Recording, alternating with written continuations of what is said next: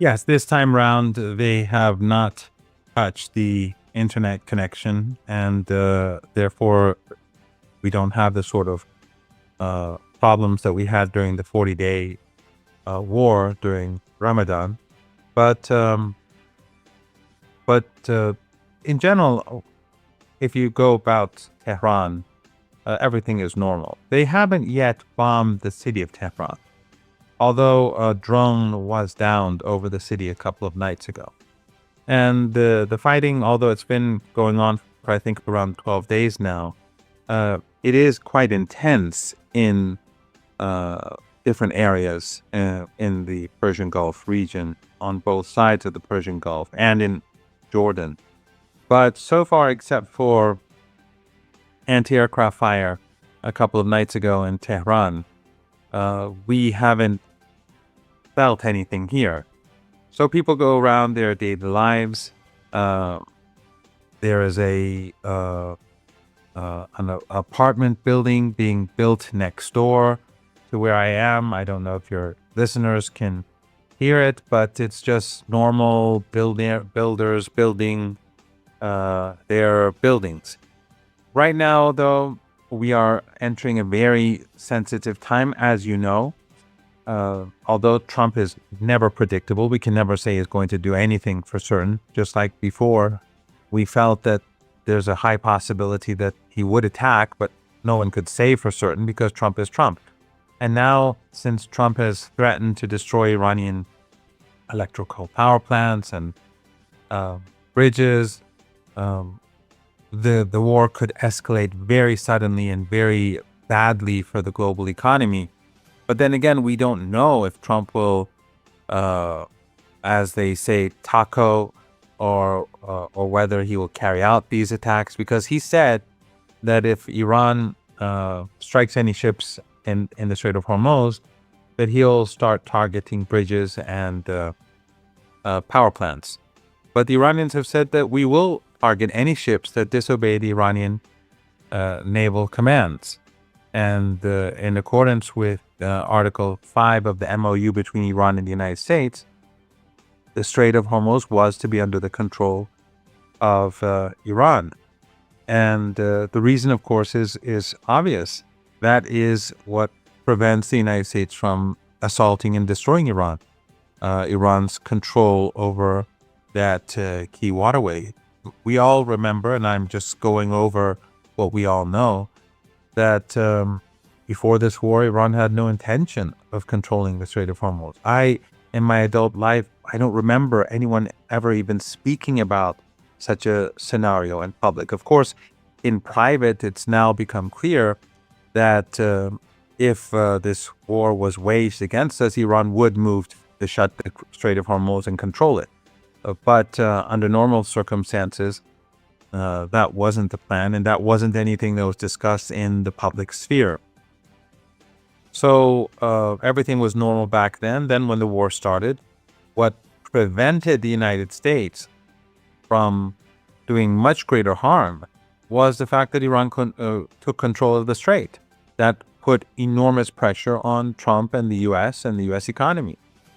And that forced him to end the war and ultimately sign the MOU. So Iran is not going to allow the United States to undermine that leverage, because if that leverage is undermined, then the United States will bomb Iran day and night, destroy all of its electrical power plants, and know that it can get away with it.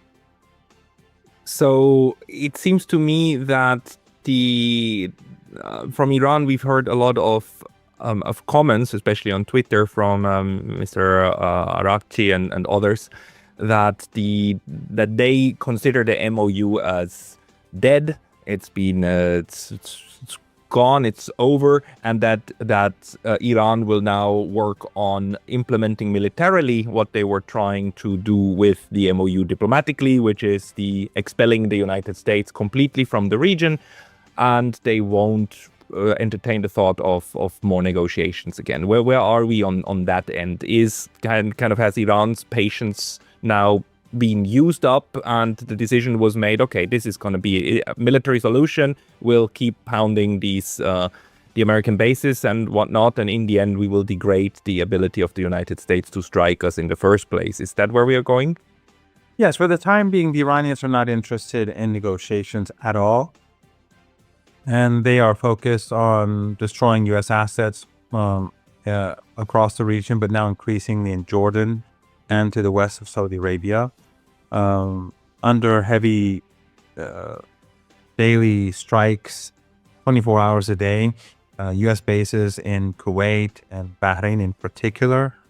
The Americans have been forced to withdraw many of their assets, especially those that deal with the air campaign, and take them to Jordan and Saudi and bases in Saudi Arabia to the west of the country.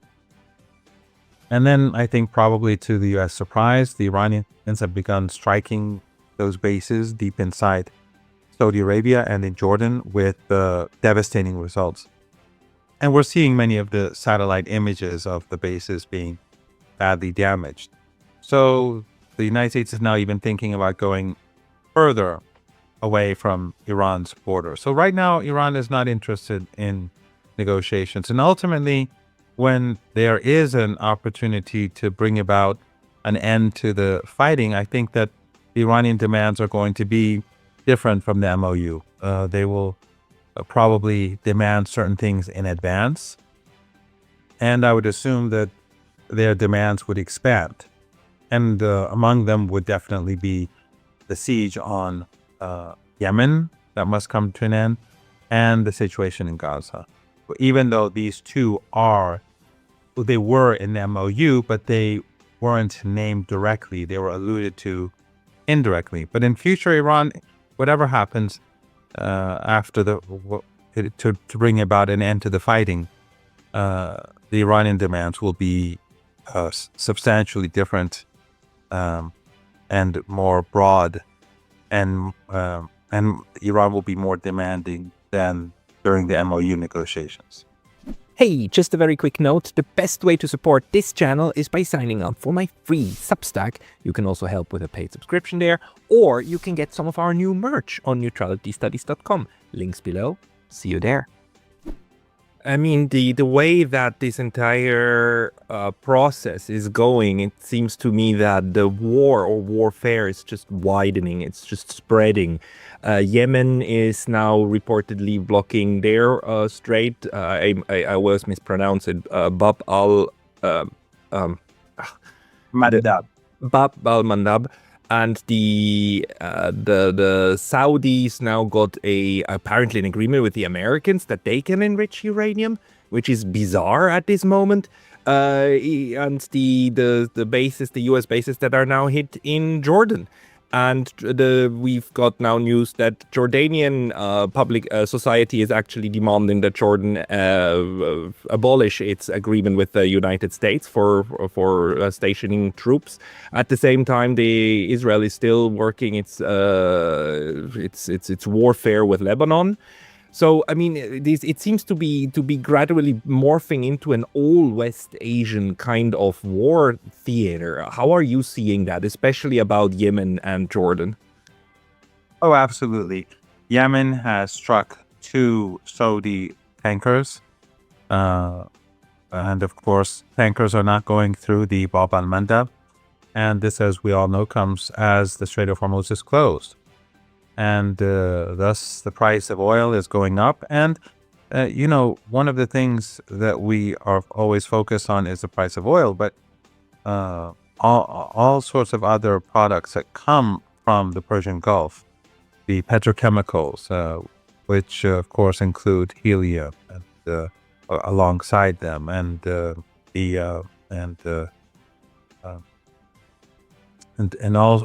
even refined oil. All of these are now, their shortages are growing, and even agriculture across the world is going to be badly affected next year because of the shortages in this part of the world. So a lot of the harm that's coming people's way across the world is not quite visible yet to us. In other words, the long-term impact is growing, and it's very broad and extensive. But we're only focused on the oil shortage, which itself is extremely important because heavy crude is used for diesel, and diesel is what makes the global economy turn. Light crude cannot replace diesel, and so or heavy crude, so this is extraordinarily bad for the global economy, and if things continue as they are, I think we're heading for a global economic depression if this lasts for long. Or if the United States carries out its threat to strike Iranian critical infrastructure, Iran will destroy the critical infrastructure of those countries that are assisting the United States, meaning Kuwait, Saudi Arabia, Bahrain, Qatar, the Emirates, and perhaps Oman, because of their recent actions. And so if that happens, these countries will fall apart because they're just deserts for the most part, and they only have oil and gas.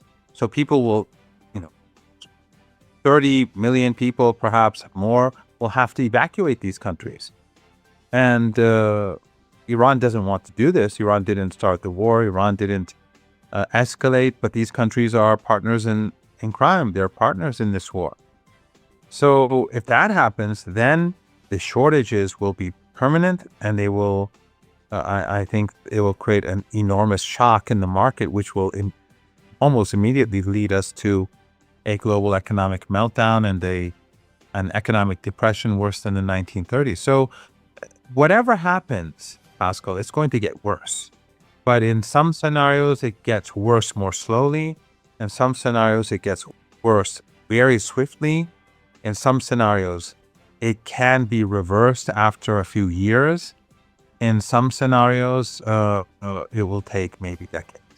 But in the last discussion we had, we kind of came to the point or to the conclusion that from now on forward, Iran wouldn't just treat the Strait of Hormuz as like a binary on and off. It's not a switch anymore. It's more like a faucet where Iran then decides, okay, which ships can go through, especially the ones that keep to the, not especially, the ones that actually announce themselves. And ask for permission to pass. There's now a Strait Authority that Iran set up. Is that still active at the moment? Because Iran there has this issue, right? On the one hand, a complete blockade and impact on the world price of crude is something that works as leverage. On the other hand, Iran, I suppose, would rather want not to damage the economies of its own friends, right? Especially of the Chinese, but there's other countries as well. I know that Iran and Japan have a passable relationship actually, and that at least in the past they haven't had bad blood. So is it still possible for some ships to go through, and is Iran there using what approach is Iran using for this? Well, I can't say for certain what is happening right now in the Strait of Hormuz. I haven't been asking, but I've heard from 2 or 3 different people that a number of ships have been passing through daily through the Iranian corridor, and the American corridor is shut down. And last night, another ship was struck because it was trying to. The Americans were, and the Saudis and the Emiratis and the Kuwaitis were trying to get 3 ships through the American corridor, and Iran struck one of them and the other 2 retreated. So that path is closed. But a limited number of ships are going through the Iranian designated corridor. Now, I don't know whose ships they are. I heard that yesterday there were roughly 10 ships, or the day before probably more or less the same. I don't know who they belong to, but yes, Iran is not trying to hurt those countries that are peaceful towards Iran. But we have to keep in mind that most of these ships belong or are linked to the Saudis, the Emiratis, the Kuwaitis, the Bahrainis, and the Qataris. And these are the countries, and now Oman, which has increasingly been forced by the Americans to take an anti-Iranian stance.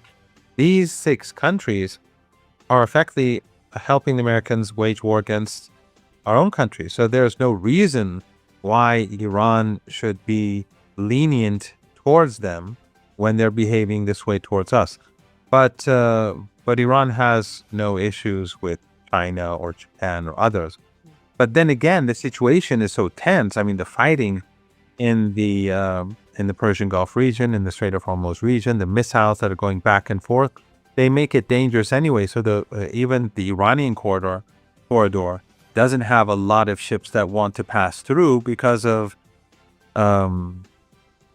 shipping companies being worried about safety, because shipping companies or insurance companies demanding too much money from the shipping companies. There are a host of different reasons that are now affecting the flow of ships, and apparently the crisis for fertilizer is particularly bad. And this is something that I think that was said in one of the statements by the Iranian armed forces, that the Americans should end this war because the global fertilizer crisis is getting beyond containment. And so what about the relationship with the Gulf states? I mean, on the one hand, we've seen that some of them, especially Saudi Arabia, sent a delegation to the funeral of Ayatollah Khamenei. On the other hand, they're still part of the coalition that enables these attacks. Is there any movement on this? That something that we on our side are not seeing? Are there negotiations, diplomatic exchange between the Gulf states and Iran? Is anything moving? Because it seems to me that the Gulf states should get more and more interested and actually into panic of like trying to end this U.S.-Israeli spear attack. I mean, attacks on Iran, but so far they are not moving, or at least I don't see much of it. I can't say for certain. I don't have information that I could state to you as fact. But in general, during this period, these 4 or 5 months now, messages have always been going back and forth between Iran and these different family dictatorships in the Persian Gulf.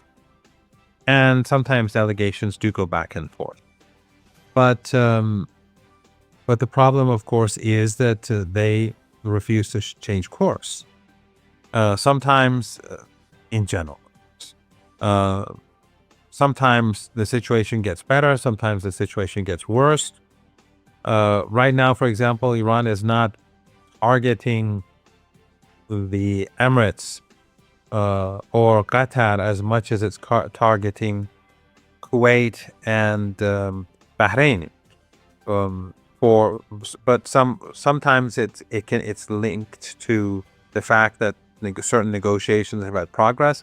Sometimes it's linked to the fact that U.S. forces in those areas are of a particular threat. So things are constantly changing and evolving.